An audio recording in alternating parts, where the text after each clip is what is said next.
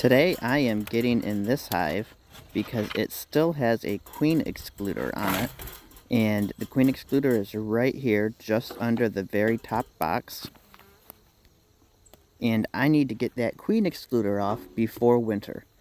That Queen Excluder, if left on, will eventually kill the entire hive over the winter period because the bees are in the bottom of the box with the queen when winter starts off, and they slowly work their way up to the top box as winter goes on, and they eat the stored up honey. Now, if that queen excluder is on there, all of the bees can work their way up except the queen, and the queen will be left in the bottom two boxes to freeze and starve as the other bees work their way up. So that has to get removed.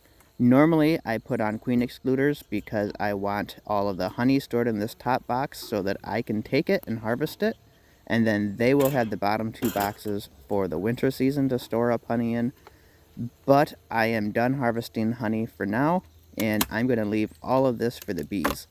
You can see when I pulled off that inner cover and when I pulled off that upper entrance, there's just a big ball of honey built up in the center of this hive on the very top of these frames right here.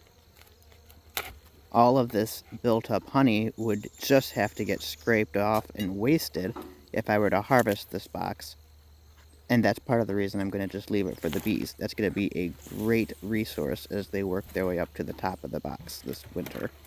So here's what the Queen Excluder looks like. It's just this wire screen that you put on the boxes, and it's wide enough spacing that worker bees can get up through it, but a good fat queen cannot get through that little wire.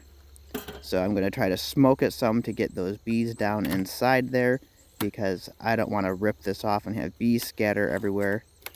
And I'm just going to slowly try to peel it off. If it was a warm day, it would come off nice and slow and be all sticky, but it's pretty cool out, so it's stuck on more like glue.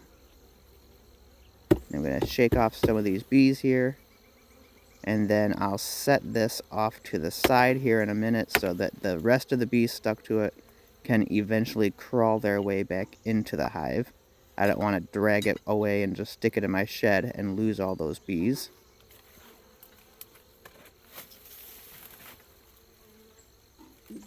And now all I have to do is put this top box back on, put on the upper entrance and the feeder rim, and then put on the hive cover and call it good for the winter season. Pretty smooth process, especially when it's cool like this. The bees are not out and crazy. Had it been a warmer day, these bees would have been all over me.